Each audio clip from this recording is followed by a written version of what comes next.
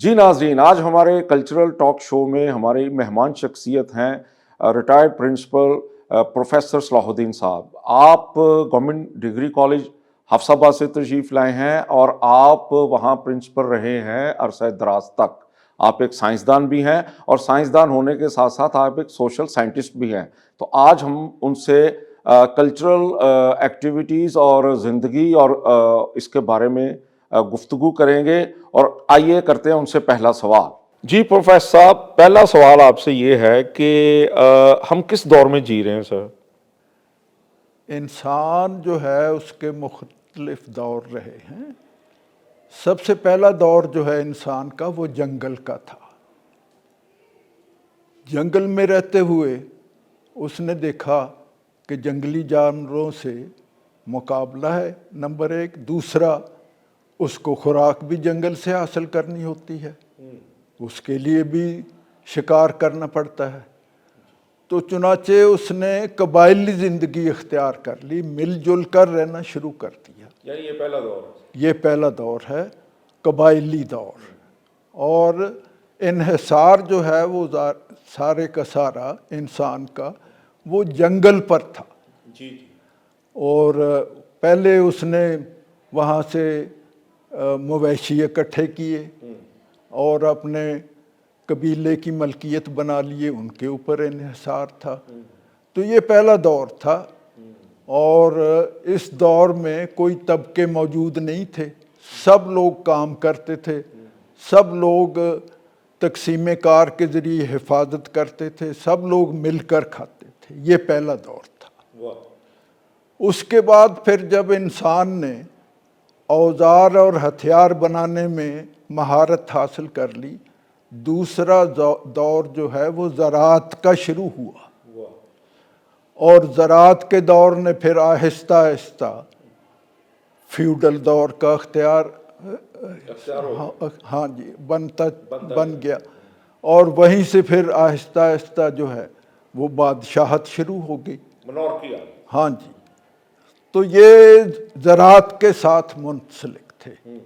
اس کے بعد پھر جس وقت اوزار اور ہتھیار جو ہیں ان کے اندر ترقی ہوئی اور انسان نے سائنٹیفک طریقہ اپنا لیا، تو اس کے اوزار اور ہتھیار جو ہیں وہ بہت اعلیٰ قسم کے ہو گئے۔ ٹیکنالوجی سے جی ہاں، ٹیکنالوجی جو ہے وہ اس کا رویہ بھی بدلتی گئی، اور اس کا ماحول بھی بدلتی گئی، اور اس کی حفاظت کو بھی بدلتی گئی، اس کی سہولیات کو بھی بدلتی رہی، اس کے کلچر کو بھی بدلتی رہی۔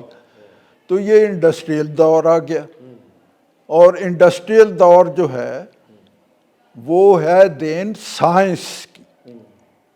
جب تک سائنس جو ہے وہ بنیاد نہیں بنی تو انڈسٹری نہیں بن سکی تھی۔ یورپ میں یہ شروع ہوا، اور اس سائنس نے اس کو انڈسٹریل بنا دیا۔ اسی دور میں پھر جب اوزار اور ہتھیار ایک قوم کے پاس اعلیٰ آ گئے، تو وہ اپنے ملک سے باہر نکل کے انہوں نے دوسرے ملکوں کے اوپر قبضہ شروع کر دیا، اور یورپ کے لوگ جوں جوں وہ ترقی کرتے گئے، وہ ساری دنیا میں پھیل کے انہوں نے قبضہ شروع کر دیا۔ اور ہاں جی، ٹیکنالوجی دونوں چیزیں، یعنی اوزار اور ہتھیار دونوں میں برتری حاصل ہو گئی، تو وہ دنیا کو فتح کرنے نکل پڑے۔ انگلستان سے نکل کے جب انگریز یہاں پہنچے ہیں، برٹش رول، ہاں جی، انہوں نے یہاں قبضہ کیا ہے، تو ان کے کل تعداد 1,00,000 تھی، جبکہ یہاں ہندوستان میں رہنے والوں کی تعداد کوئی 22 کروڑ کے قریب تھی۔ تو انہوں نے اوزاروں اور ہتھیاروں اور اپنی ثقافت، جس میں چالاکی، مکاری، ہوشیاری سب شامل ہے، قہاری بھی شامل ہے، تو انہوں نے قبضہ کر لیا ساری دنیا کے اوپر۔ بالکل ایسے ہی ہے۔ تو انڈسٹری کے نتیجے میں یہ سامراجی دور شروع ہو گیا۔ ایسے ہی۔ تو اس طرح سے یہ تبدیلی آ گئی۔ اور آج ہم کس دور میں ہیں؟ آج ہم جو ہے سائنس کے بھی اعلیٰ دور میں ہیں، آئی ٹی کے دور میں۔ آئی ٹی کا دور، ہاں اچھا جی، آئی ٹی کا دور تو ایسا ہے کہ اس نے جن کے پاس وہ آئی ٹی موجود ہے، اس میں صلاحیت موجود ہے، وہ دوسروں کو پیچھے چھوڑ گئے ہیں۔ آج آپ دیکھیں کہ اوزاروں میں پہلے پیدل فوج ہوتی تھی، پھر اس کے اندر سواری آ گئی، ایسے ہی جیپیں آ گئیں۔ گھوڑا آ گیا۔ ہاں جی، پہلے گھوڑا آیا تھا، وہ تو ان سائنٹیفک دور تھا۔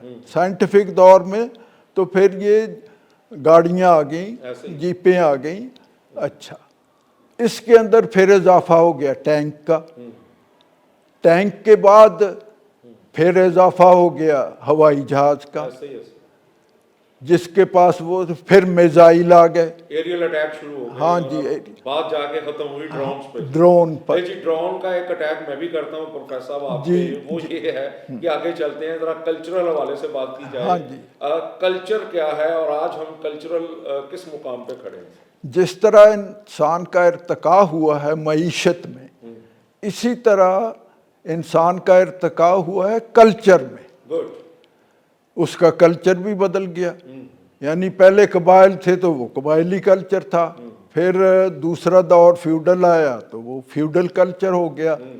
کلچر میں ساری چیزوں کے اوپر احاطہ ہوتا ہے۔ انکلوژن ہوتا ہے۔ ہاں جی، ان کا کھانا پینا، ان کا لباس، ان کی رہائش، ان کا خوشیوں کا، ان کا تہوار کا، ان کا شادی بیاہ کا، ان کا مرگ کا، یہ ساری چیزیں اس کے اندر آپ کور کرتے ہیں۔ اور رسم رواج اور جو بھی ہمارا رسم و رواج، خوشی کے مواقع کے اوپر جو فنکشن ہوتے ہیں، جو موسیقی ہوتی ہے، جو گانا بجانا ہوتا ہے، ڈانس ہوتا ہے، یہ سارے اس کے پینٹنگز ہیں، یہ نقاشی ہے ہماری، ہاں جی، فائن آرٹس ہیں جتنی بھی جی اس کی forms ہیں۔ بالکل، وہ سب اس میں شامل ہے۔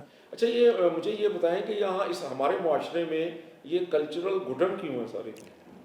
کلچرل گھٹن کے دو وجوہات ہیں۔ جی سر۔ بنیادی وجہ یہ ہے کہ ہمارے ملک پر تھا سامراجی قبضہ، جی جی۔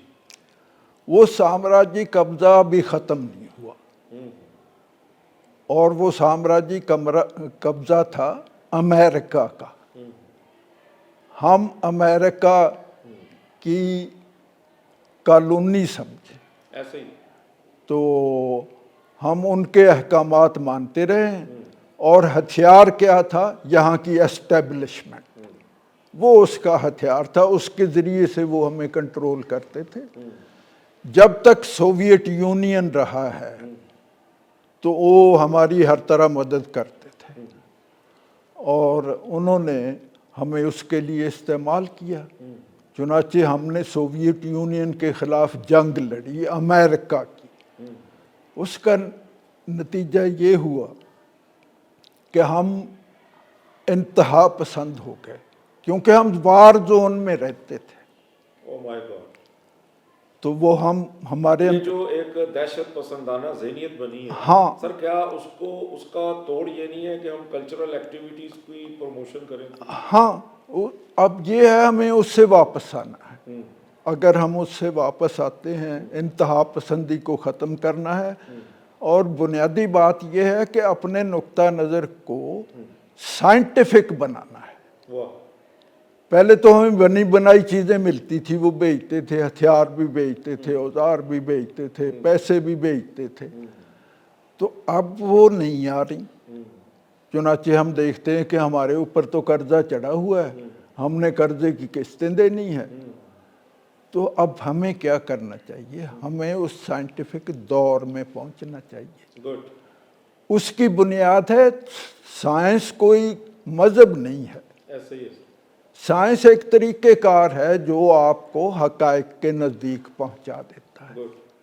جب آپ کو اپنی کمیوں کوتاہیوں کی وجہ معلوم ہو جاتی ہے تو پھر آپ مل کر اس کو درست کرتے ہیں۔ گڈ۔ ہمارا سلیبس تبدیل ہونے والا ہے۔ ہمارے سلیبس کی بنیاد سائنٹیفک نالج کے اوپر ہونی چاہیے، گڈ۔ اور تحقیق اس میں ہونی چاہیے، اور یہ سارا کام جو ہے وہ اداروں کو کرنا چاہیے، تعلیمی اداروں کو، کہ وہ انسان جو طلبہ وہاں پہنچتے ہیں ان کی سوچ کو سائنٹیفک بنائیں، مذہب جو مرضی رکھیں وہ، لیکن اپنی تحقیق کا طریقہ کار سائنٹیفک بنائیں۔ اب یہ فیس بک پر بہت سوال آتے ہیں جو آپ نے کیا ہے کہ جی ہم اتنے پیچھے کیوں ہیں؟ اس کی ایک ہی وجہ ہے کہ ہم سائنٹیفک دور میں داخل نہیں ہوئے۔ دنیا بہت پہلے داخل ہو چکی ہے، دنیا آگے سے آگے چلتی جا رہی ہے، اور آئی ٹی کے دور میں تو یہ بہت ہی آگے جا رہی ہے۔ آپ دیکھیں ڈرون جو ہے سب سے عمدہ ہتھیار ہے، اس کے اندر انسان ہوتا ہی نہیں۔ لے جی پروفیسر صاحب، آپ نے ایسا ڈرون کا ذکر کیا ہے کہ وقت نے بھی ہم پہ ڈرون مار دیا ہے۔ اچھا پروگرام کا وقت ختم ہوا جاتا ہے۔ جی، آپ کے یہ افکار، آپ کی سوچیں ہماری یادوں، ہماری زندگی کا بہت ایک شکریہ۔ حصہ رہیں گی۔ Thank you very much to join us sir, thank you.